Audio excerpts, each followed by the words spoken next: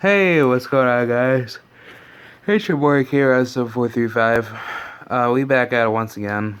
We have ourselves another video tonight. We're gonna be talking about what the fuck is wrong with the Oklahoma City Thunder. As you guys know, I really do like my Bulls. I love my Knicks, and I love the Oklahoma City Thunder. The Oklahoma City Thunder are, I want to say, in ninth place, and I'll actually check up at the record right now just to get verification. But as far as what they're doing, it's very sad, and I'm not liking it. Uh, Pretty sure great well-known people like Mariana Juarez, she's not liking it. And actually, they're actually in eighth place, so good for them. But in the standings, they're 13 and 14. So, what are the actual possible solutions for the Oklahoma City Thunder to get better and possibly make it into a higher seeding for the playoffs? And what do they need to do? I personally think that the Thunder, they need to import a lot more defense to their basketball. Obviously Westbrook, he does not act like the same Westbrook that we saw last year, and I think that is because that his chemistry with Melo and Paul George and almost everybody else that's on that team to be, so discombobulated. And Steven Adams, he's such a great player, and I don't know how he has like the patience to actually act like that he could still play, but it's actually quite, funny because he plays, so well, like as if he's very comfortable. And actually, my New York Knicks, they are in the eighth spot, so congratulations to Kristaps. Keep pounding away with those shots, or keep firing away. And the Celtics, they're 24 and 6. Cleveland Cavaliers 20 and 8. And the Bucks, they are 15 and 11 for fourth. Raptors 18 and 8. And unfortunately, 76ers there at ninth place, but they could definitely go back to the playoffs. And same thing with Miami Heat. I mean, like there's many teams that could definitely come back, but I mean, my Bulls and like the Hawks, which is quite funny because they're at like the 15th, or basically the 15th, standing, numbering, or wow, ranking for the NBA standings. Yeah, but I want my Bulls to be there so that way we could get like the number one pick. But hopefully we can get higher pickings for the lottery, which most likely we'll go into the lottery because we'll have the worst, record. And sadly enough, the Grizzlies, they're 8 and 20. How are you 8 and 20 and you got a fucking old ass Mike Conley that is like, literally allowing himself to lose, and he's getting paid what, $139 million or 140? Yeah, so that just means that Mike Conley, he doesn't have that commitment to pull up as much as he says he can for the team. And that means that it's going to cause a bigger problem for, yeah, free agency and all that, because he's going to waste more money off of his contract. But moving on with the Thunder, what are some ideas? What are some tips and tricks that the Thunder should do? I just say pass at the ball more. The Oklahoma City Thunder, they're just doing really, really bad with not passing the ball more consistently. It makes it very difficult for defense to flow easier when you have more restrictions to just giving the ball to either Westbrook, Melo and George. Obviously, the last game that they had, up against the fucking, Indiana Pacers, yuck. But, no, Paul George had 10 points, and Westbrook had, 10 or, 11. And Melo, he had, 9-ish, I think 9 or 8, but no, but for Steven Adams, dude, much love and respect to him, but 23 points and I think 11 rebounds or something like that. Like, that's what I'm saying. He is a beast, and he's gonna be a big asset for that team unless he actually wants to leave and possibly request a trade to get out. But I don't really see Steven Adams wanting to do that. He doesn't seem like the type of guy to really give up on his team, and it's good enough that he has patience with the Oklahoma City Thunder, and he's not willing to get a trade because I think his loyalty is where his heart is. And I knew from the very beginning when he got bullied so much out of just low post scorings and just defensive situations. Obviously, he has that capacity to fight back, but no, it was his heart, it was his determination, and that's how he actually got back from his deficiencies, and he turned into a bigger beast that we see today. But could we see the Thunder coming back to the finals? I thought this was the team that was going to be favored to win, the championship. And credit to the Oklahoma City Thunder for having, this type of mentality to win.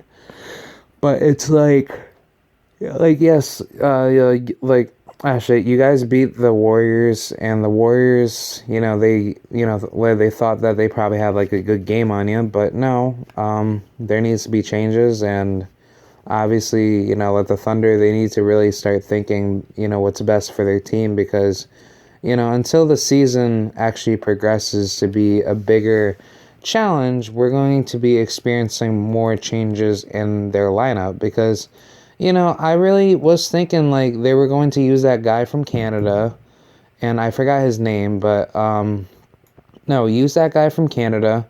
He was just a really good effing player. I don't know what happened to him. It just made me think he just went off of the map.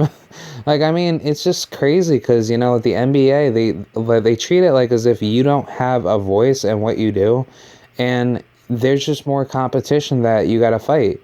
And I think that is where we differ in, agreements and disagreements, which I like. But no, the Thunder, they need to step it up, dude. They need to start shooting threes. And I wish that the Thunder did not get rid of Dion, because at least that way, that would have had a safety net, for guys for actually shooting more consistent threes. And now Dion, he's doing all right without the Heat, but I think he should come back to the Thunder, because when you really think about it, he actually had better shooting than most guys that were on, at the team, versus Kevin Durant, shooting about 60 to 70% of his, threes. But Dion, he was pretty much going to get closer to that level anyway. So now you've lost your best shooter that you could ever pay for, but now you lost a good shooter that could have turned into a legendary shooter. And I think personally, maybe in this year, the Heat are just going to come back, and they're going to come back way stronger, way more powerful. And with Dion running that team, I really don't see any, reasoning why he would ever want to come back to let the Thunder, because he's actually going to keep developing more of a chemistry with his teammates. And see, now, this is also a bigger problem with, Westbrook. When he comes down through the court, it makes me think he doesn't even care. Last year, he actually looked like he did care. And now, we're just not seeing, the Westbrook that we once saw.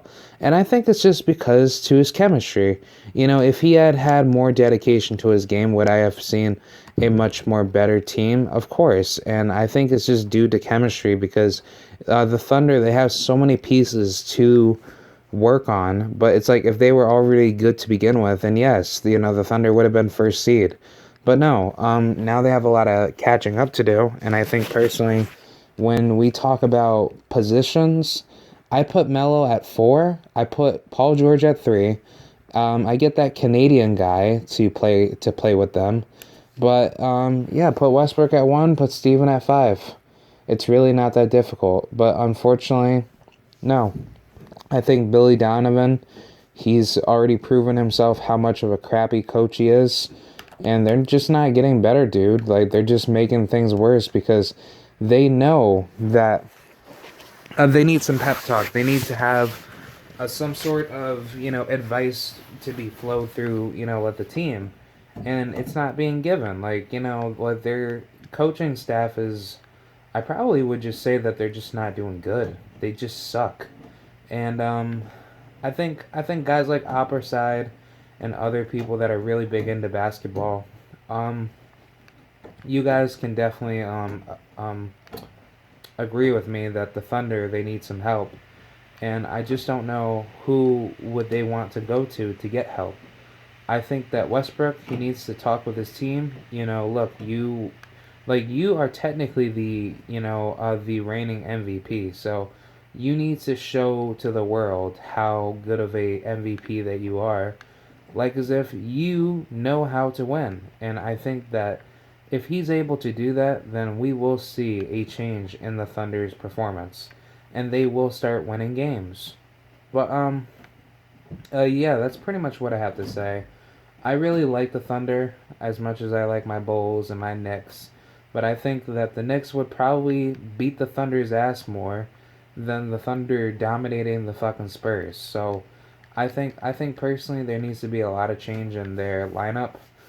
They need to start, finding the pieces now, or else they're not gonna be coming back for a playoffs, and they're gonna be ranked like 12th or 13th, on their list. And not to burst anybody's, Thunder dreams, but not to forget Paul George. He's only on a 1 year contract, so this is a very crucial season because Paul George, he actually wants to test out the waters in OKC. So if OKC's not doing good, he's just gonna go back.